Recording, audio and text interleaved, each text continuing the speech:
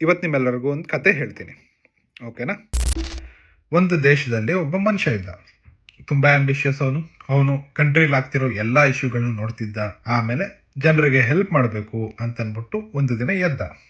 ಏನಂತ ಹೇಳ್ದ ಜನರಿಗೆ, ನಿಮ್ಮ ಕಮ್ಯುನಿಟಿ ಡೇಂಜರಲ್ಲಿದೆ, only I can get you out of this danger. ಜನ ಕೇಳಕ್ ಸ್ಟಾರ್ಟ್ ಮಾಡಿದ್ರು, ಏನೋ ಇಂಟ್ರೆಸ್ಟಿಂಗ್ ಆಗಿದೆ ಅಂತ.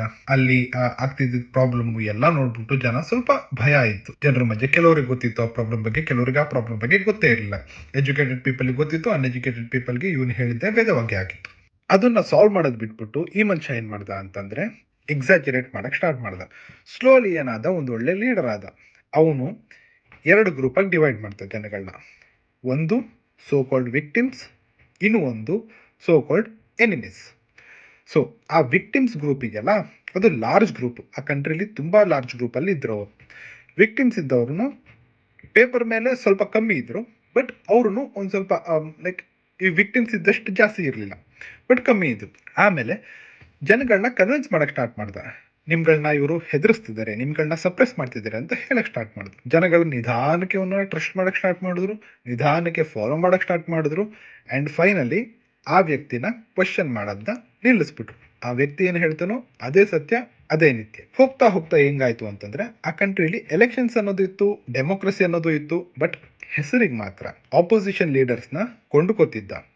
ಯಾರನ್ನ ಕೊಂಡ್ಕೊಳಕ್ಕಾಗಲ್ವೋ ಅವ್ರನ್ನ ಜೈಲಿಗೆ ಹಾಕ್ಸಿರೋನು, ಇಲ್ಲ ಅಂತಂದ್ರೆ ಎಲೆಕ್ಷನ್ ಪಾರ್ಟ್ ಮಾಡದೇ ಇರ್ತಾರೆ, ಏನೋ ಒಂದು ಕುತಂತ್ರ ಮಾಡಿರೋನು ಅಥವಾ ಟ್ಯಾಕ್ಟಿಕ್ಸ್. ಅದ್ರ ಜೊತೆಗೆ ಒಂದು ಕಂಟ್ರಿನ ಮೇಜರ್ ಪಿಲ್ಲರ್ನ ಅವನ ಕಡೆ ಮಾಡ್ಕೊಂಡ.